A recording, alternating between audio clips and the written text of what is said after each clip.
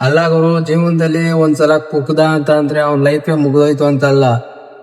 ತಡ್ಕೋಬೇಕು. ಯಾಕೆ ಅಂತ ಅಂದ್ರೆ ಅವನು ಕಷ್ಟನೂ ನೋಡಿರ್ತಾನೆ, ಸುಖನೂ ನೋಡಿರ್ತಾನೆ, ದುಃಖನೂ ನೋಡಿರ್ತಾನೆ. ಸೊ ಯಾವಾಗ ಅವನ ಟೈಮಲ್ಲಿ ಸುಖದಿಂದ ದುಃಖಕ್ಕೆ ಹೋದ್ನೋ ಗೊತ್ತಾಗುತ್ತೆ ಅವನ್ಗೆ ಹೆಂಗಿರ್ಬೇಕು ಅನ್ನೋ ಮೈಂಡ್ ಸೆಟ್ ಅಲ್ಲಿ ಇರ್ತಾನೆ ಅವನು.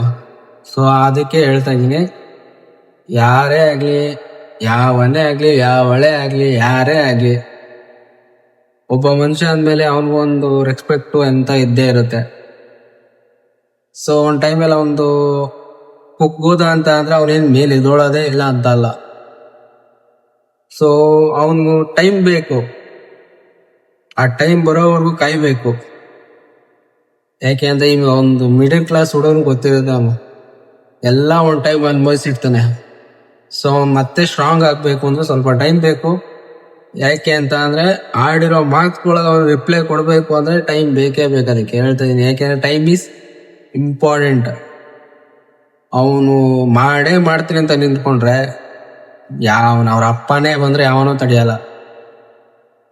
ತಡ್ಕೊಳ್ರಿ, ಕಮ್ ಬ್ಯಾಕ್ ಅನ್ನೋದು ಹೆಂಗ್ ಕೊಡ್ತೀವಿ ಅಂತ ಅಂದ್ರೆ ತಡ್ಕೋಬೇಕು.